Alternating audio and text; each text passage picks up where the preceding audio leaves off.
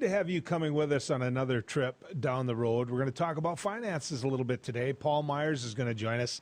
We'll talk about what's happening with the stock market as it goes up, it goes down. We'll talk about the effects of inflation. We'll talk a little bit about what's happening in the ag market. If you think about this, ladies and gentlemen, the two big factors right here in our economy are oil and ag. Well, oil and ag are doing pretty well. And so as we talk about, many of us, about how bad the economy is doing, I don't think we can make a claim that right here the economy is doing all that bad. Nick Archuleta joins us as well. He's president of North Dakota United.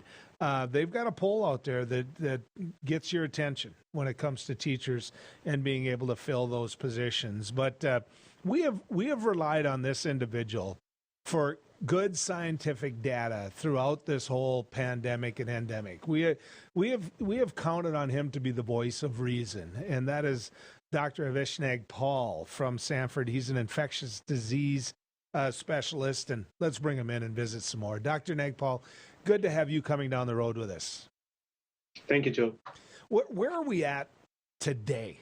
I mean, everybody keeps looking at it as though experts like you are going to pretend it's the same thing every day, when in fact this thing, it changes. And so I'm curious where you feel we're at today when it comes to COVID. Yeah, I think right now, if you look at the epidemiological trends, nationally, we looks like we have peaked and we are on our way down. But locally here in the upper Midwest region, I think we are halfway towards our peak. And we suspect that in the next 2 weeks, we'll hit our peak. That's been the case here in the Midwest. We've seen, for example, the East Coast take a punch in the nose, and then their numbers go down, and then our numbers go up. So this, I would guess, this doesn't surprise you very much, Dr. Nagpal. Yeah, it's similar all over the world. The metro areas which have higher business density and more density of people and more travel, they get hit first, and then areas like our smaller size cities tend to get hit later. So you'll always see Chicago, New York, San Francisco, our bigger cities struggling first, and then we follow them about a month or so later. The approach that the government is taking is changing as well. When you look at the Food and Drug Administration revoking emergency authorization for certain treatments, let the public know what this is all about, Dr. Nagpal. Yeah, so as we have discussed previously, there were monoclonal antibodies, 3 of them that we were using quite extensively during the Delta predominant period that we had up until about Christmas time. And since that time, most of our cases, if not all, have been Omicron. And what the studies have shown us that the 2 of the 3 monoclonal antibodies don't work against Omicron. So we are down to 1, and it's a relatively new one, sotrovimab, whose production is not as robust. Not only that, because the cases have exploded throughout the country, there is high demand for it. And we continue to have very, very limited supplies. At most, we'll get a couple shipments a week, and these will be in like single-digit shipments, which we use up the same day that we get them. I want to speak a little, or have you give me your take a little bit about Omicron and where this is, because I know a lot of people that didn't contract COVID, as you know I did, and others who contracted it and really paid a price for it. I know individuals where they were very sick and it still affects them to this day. And then I have a number of individuals I'm never going to get to see again because of COVID. But when it comes to this latest variant, I don't know that I've ever had as many friends and families be infected with or diagnosed with COVID before. Is that happening all over? All over. So at this point in time, I do not know of any person who hasn't had either close personal experience with COVID themselves or in their family members or one of their close neighbors or friends. Okay, so what does that mean?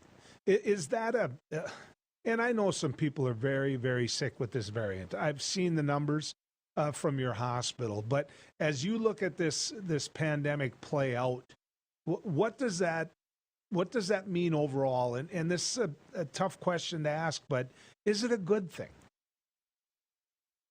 So, like most things in life, it's a mixed bag.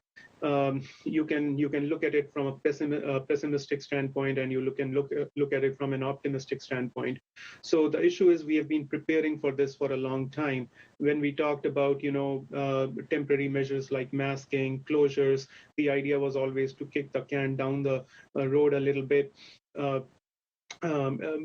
make sure that we have safer treatments, make sure we had safe vaccines, make sure we had enough people inoculated to protect against the virus. And then because we were suspecting that this is not going to go away anytime soon, and there will be new variants which might be more problematic, the intent was always to make this an outpatient disease rather than something that put everybody in the hospital.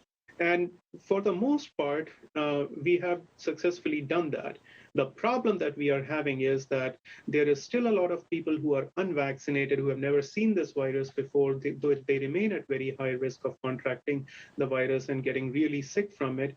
And the other problem we are having is that we are seeing an explosion in number of cases at the time when two of the three treatments that we were relying on have completely no effect on this virus. So it's kind of a difficult situation to be in.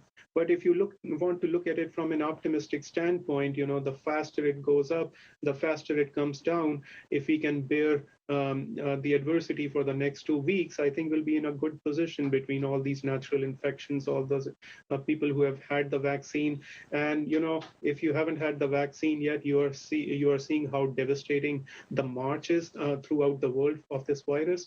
It's never too late to get the vaccine. Get it now, and I think we can have a normal summer. Let's talk about the immunity that comes with this. There's a lot of people out there spreading that haven't been vaccinated that are talking about this is a perfect example of why they haven't been vaccinated, because the antibodies that your body then will have with what they consider to be a much weaker variant, that then it's taken care of. They didn't need the vaccine. What's your message to them? Yeah, so I get what the point they are trying to make, but that's not true. The natural immunity, just like the vaccine immunity, fades with time, and if you're relying on natural immunity, there are going to be consequences about natural immunity. Natural immunity is not free. People get really sick from the virus. People don't get sick from the vaccine. So even if we are seeing people who are having their second or third COVID infection now, so if you were relying on natural immunity, that's not a safe thing to do. We have ways to protect you in a safer way, which is the vaccine. So, visiting with someone the other day, and what I found out was, it really doesn't matter what science you bring to them. They're not going to get vaccinated. You can point out that the vaccine has been out there long enough that women have still been able to get pregnant, have healthy babies, everything that comes along with that. That doesn't matter, because that was the argument they used in the beginning. Then the fact that, long term, you're going to get sick way quicker, that doesn't matter, because that's been proven to be wrong. I guess what I'm getting at, Doctor, is at some point, does society just not care? And I know that's a cold and heartless thing to say to a man who swore an oath and studied and took up a profession to save lives. But for those of us who want this behind us, who want to get on with our lives, who don't want this to be a constant conversation, at what point does even the medical community say, look, you made a choice, and because of that choice, we're not going to sit there and recommend that they wear masks in school, that they, I think you see what I'm getting at, Doctor. Yeah. So, I think we are already realizing that mask mandate is not something that's sustainable in the long run. We have moved away from mask mandates. You see so many cases in the community, and there is no mask mandate right now. The school mask mandates have ended. And I think I'm okay with that, because at some point in time, we have to realize that we have a better protective method, which is the vaccine, and it is freely available to all of us. So how long do you want to rely on things that we know are less perfect as compared to the vaccine? The vaccine is something that's more protective and has less side effects as compared to things that kind of hamper with your social life, or the economy in general, or the learning of the students. So, again, I'm not saying that these things don't work, but these things are part of a multimodal approach, and are good for short run when they have a value, but they don't. But long term, you cannot just rely on these things. So I think we have to make a decision to move forward, and I think we would have been just fine with this significant wave of cases if we had higher vaccination rates. We would not be struggling with providing outpatient treatments to people who are getting critically ill. We would not be struggling with hospital capacity if everybody had vaccination rates that were similar to some countries in Europe. And you can clearly see hospitals are continuing to struggle despite having a vaccine available for 1 year. But and you look at Europe, and their hospitals are not struggling like they are over here. So, Dr. Nagpal, I don't know if you can answer this or not, but I'm going to ask it anyway, which is, how does what immunity you've built up as an individual, whether it's through the vaccine, whether it's through having COVID, how do you see that helping or dealing with future variants? So, there is a difference between virus when it's new and everybody is naive and has no immunity. Plus, I apologize. Now that many people have had a vaccine, many people have had the natural infection, we have this kind of a wall of immunity, which may not be perfect, but it's perfect enough that it will weather the storm for the future waves. There will be a new variant. You know, you can just assume that there will be a new variant. There is no question about that. It is not going to go anywhere. But between all the infections, all the vaccinations, and all the treatment options we have to use them optimally.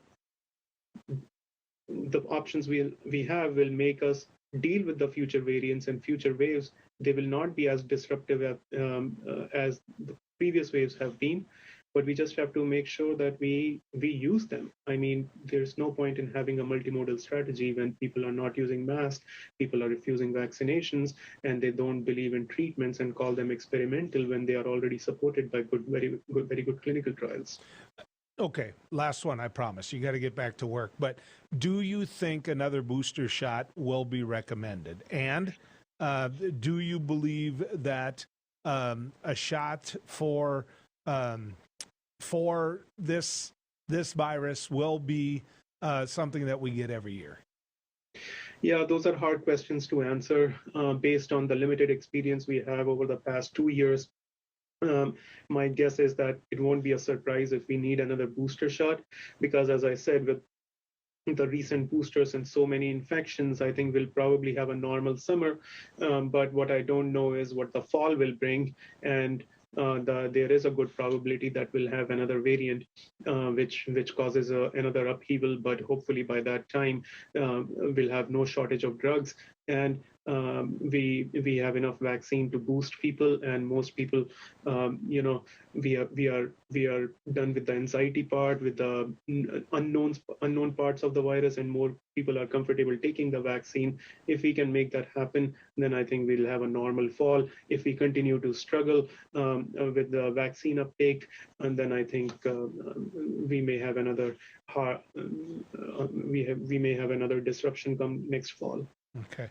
Dr. Nagpal, we'll get you on again. You know that, but I really appreciate you giving time to the whole Beck News audience out there. Thank you for coming on.